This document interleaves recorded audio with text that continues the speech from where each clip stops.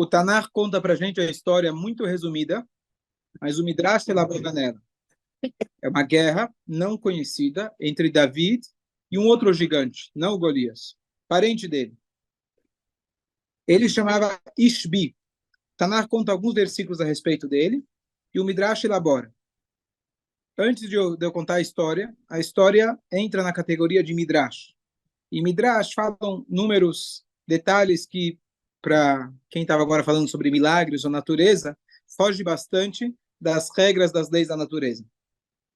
E como está no Midrash, e já expliquei inúmeras vezes, e a gente pode acreditar que seja literal, Hashem pode tudo, mas, muito além do literal, a ideia é que tem mensagens aqui nessa passagem. Eu consegui hoje descobrir, encontrei um rabino que explica, não é uma explicação de um comentarista medieval, como Urash, etc., alguém da atualidade, mas dá para pelo menos a gente tirar lições dessa passagem. Então, vou contar a passagem e logo trazer a lição a respeito.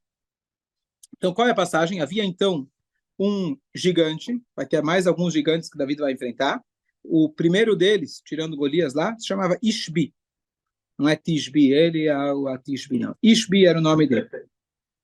E esse Ishbi, ele é descrito que ele tinha uma lança de cobre muito pesada, 300 shkalim, 300 shekel era o peso, e ele tinha acabado de comprar uma nova espada. E essa espada ele queria, Deus nos livre, inaugurar no David. E a passagem, a Torá conta, o Tanakh conta que David, com seu sobrinho, conseguiram acabar com ele. Quais foram os detalhes que o Midrash traz para a gente dessa história? Então, vamos lá. Então, Hashem vira e fala para o David, isso também está no Tanakh, eu te considero responsável pelos pecados de Nov. De novo, ainda remanescente da geração anterior, que o Shaul tinha matado os Koanim de Nov, quando David estava fugindo. Então, já contamos essa história várias vezes. Então, Hashem vira e fala para ele, eu te dou uma escolha. Você quer ser castigado ou que os judeus, seus descendentes, sejam castigados? Hashem pergunta para David, você quer ser castigado ou você quer que eu distribua isso nos seus descendentes? Ele fala, não, deixa eu assumir sozinho, prefiro assumir sozinho. E aí, o que acontece? David Amelech, ele viu um cervo, tipo de veado, e ele tenta atirar nesse cervo, uma flecha, só que esse cervo, na verdade, era o Satã, o anjo mau.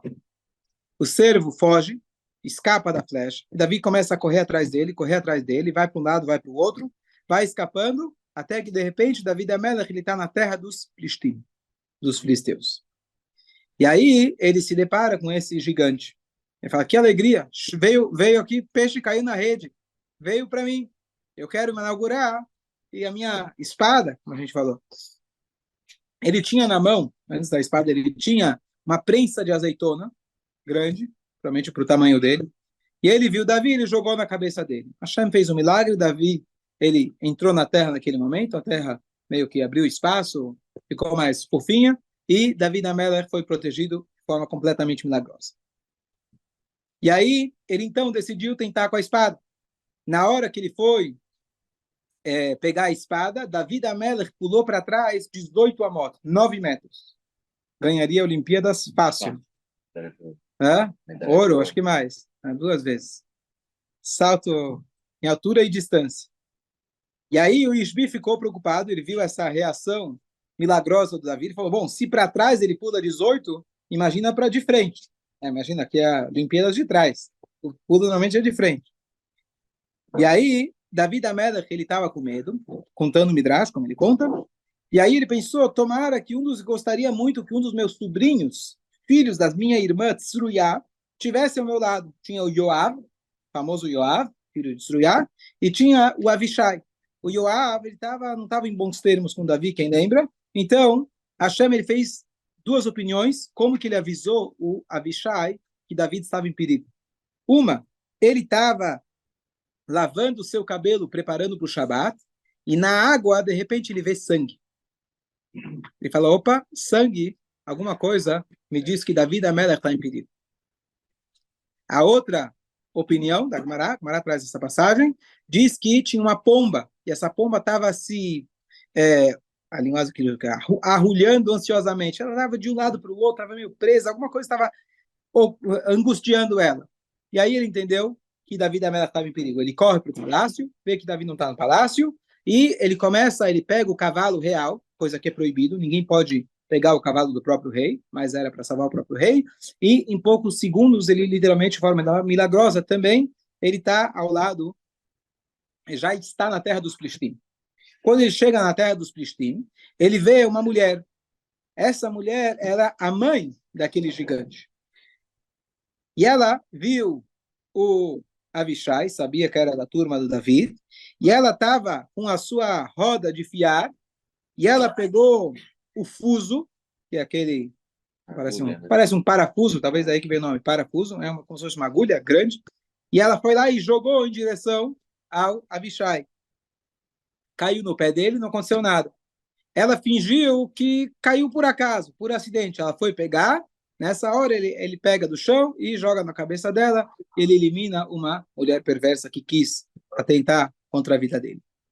E aí ele segue em viagem, continua o Midrash, e ele chega ao lado do gigante.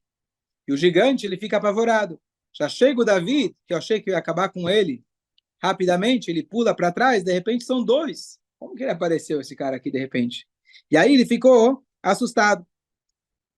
E aí, Avishai começa a conversar com Davi. E ele fala para ele, peraí, por que você está nessa? Como você caiu aqui?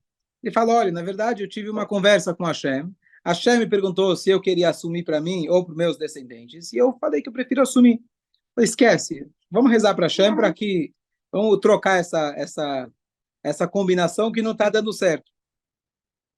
E aí, Avishai, na verdade, dá um conselho para o rei, sem que o rei pedir, também, em vias normais, é chamado uma falta de respeito. Mas ele deu esse conselho para o rei, e aí então eles rezam juntos. Enquanto isso, o gigante pega eles e joga eles para o ar. Ele deixou a espada dele pronta para eles caírem em cima. Naquela hora, o Avishai ele tem a inspiração de falar o nome máximo de Deus, assim como Moshe Rabbeinu tinha usado para matar aquele egípcio. E e nessa hora, eles viram e falam para ele, olha, se você está querendo matar a gente, vai visitar a tua mãe. O gato está no telhado, como se diz. E aí, ele entendeu que a mãe dele estava morta, ele fica completamente perdido e eles acabam com ele naquele momento. Essa é a passagem do Midrash. Conclui o Tanakh dizendo que depois disso, os soldados de Davi falaram, bom, você já está velho demais para entrar em brigas como essas, fica lá no teu palácio, fica lá rezando por nós, a gente já pode se aposentar, você não precisa mais sair para brigas. Porque, de fato, o rei de Israel, apesar dele ser o rei, ele sempre se colocava à disposição e ele mesmo ia para a guerra. Essa é a passagem. Então, fiquei me perguntando, o que é Midrash? Aconteceu com Hashem, pode tudo, pode ser que foi desse jeito exatamente, ou foi parecido, mas qual que é a lição para a gente? Então, eu vi uma explicação bonita, eu queria compartilhar com vocês, que Davi da Melech representa o quê? Mashiach, a descendência de Mashiach. Davi da Melech não tem pecados. Por mais que a gente já estudou a história de Batsheva, Davi da Melech, Davi, ele é Mashiach de Hashem, ele foi escolhido por Hashem, ele é um tzadik absoluto. O que ele levemente errou com a sua tchuvá e seu nível de dedicação para Hashem, estamos falando aqui do mais alto nível de Kiddushá. Agora, Deus fala, eu vou te castigar pelos pecados de novo. Pecados de novo? O que eu fiz? Faz tantos anos, o povo já ficou sem chuva, já sofri tanto, já deu, não era nem minha culpa. Mas o que, na verdade, a gente está dizendo que para Mashiach, ou para um rei de Israel, ele não tem culpa própria. Ele tem culpa própria. Ele tem que arcar a consequência dos atos de outras pessoas. Quem matou foi o rei antigo. Igual ao dono da empresa. Igual ao dono da empresa, exatamente. O dono da empresa. Se teu funcionário roubou, quem vai ter que responder no final vai ser você. Ele vai pedir as contas, vai levar embora e tchau. Por isso que não tem empresa, você entendeu? Ah, entendeu? Agora sim. Então você tem que assumir.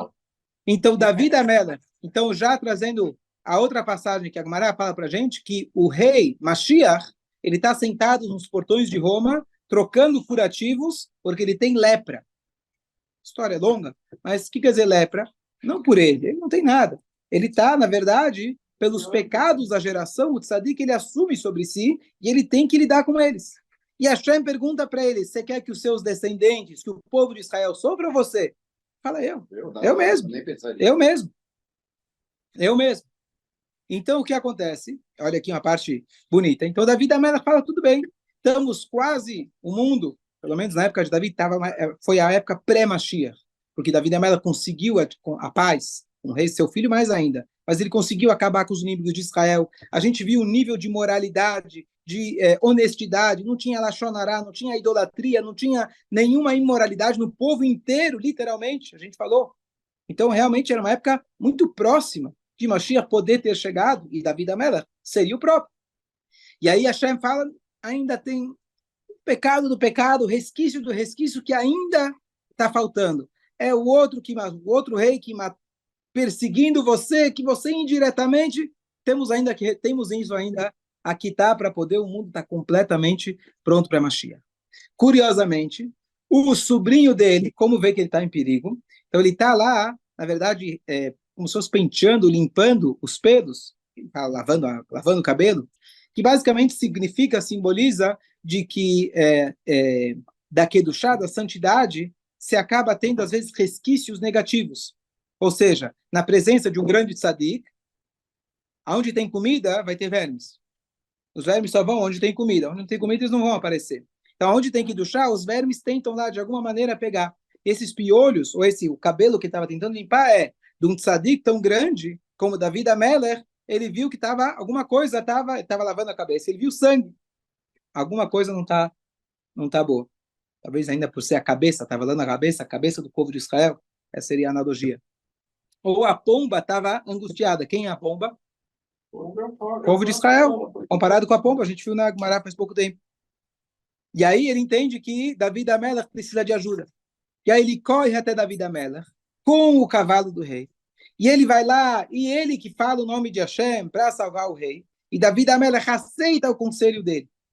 Por que ele aceita o conselho dele de transferir os pecados para os filhos dele? Que história é essa?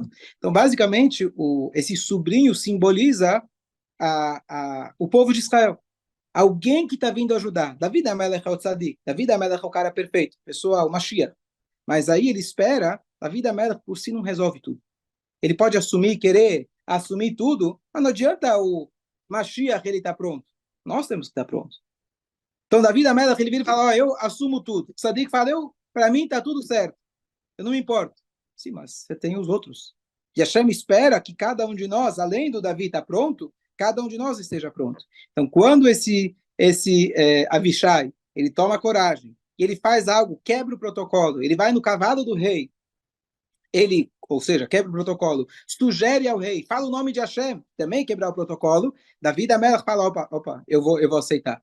Eu estou vendo que você está com a coragem absoluta e a devoção absoluta para Hashem e por mim, então eu vou aceitar a tua proposta. E basicamente, isso mais do que tudo serve para nós como um exemplo de como, primeiro, para Mashiach está fácil, Mashiach já está pronto para vir há muitos anos, ele está esperando a gente fazer a nossa parte, ele já assumiu todos os nossos problemas, ele assume, não tem problema com isso, ele está lá trocando os curativos da Metzorá dele, está esperando que a gente tenha essa coragem, de quando a gente vê que a cabeça do povo de Israel, ou seja, ainda falta alguma coisinha, tem algum piolho ainda na cabeça, tem alguma coisa, está esperando que a gente tenha a coragem, demonstre a nossa coragem de quebrar os protocolos, fazer muito além daquilo que a gente está acostumado.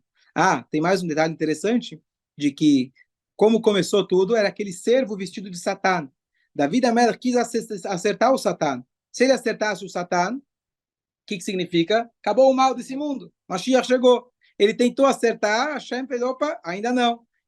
Ainda não. Até que ele mesmo foi levado para a terra dos Filistim. Ele mesmo falou, acabou caindo nas mãos do Satã, etc. Então, essa é uma explicação bonita que eu vi a respeito dessa passagem do Midrash. É infinitas as explicações que a gente pode ter na Torá, mas pelo menos a gente sai daqui com uma lição bonita e prática de como Hashem está esperando que nós façamos a nossa parte. Davi da Melech Tzadik, temos Tzadikim, Moshe Rabbeinu, Avraham Avinu, Rebes, Tanaim, Amoraim, ótimo, eles já fizeram parte dele. A gente precisa ter um pouco mais de coragem, devoção, e Bezrat Hashem, Mashiach chega ainda hoje.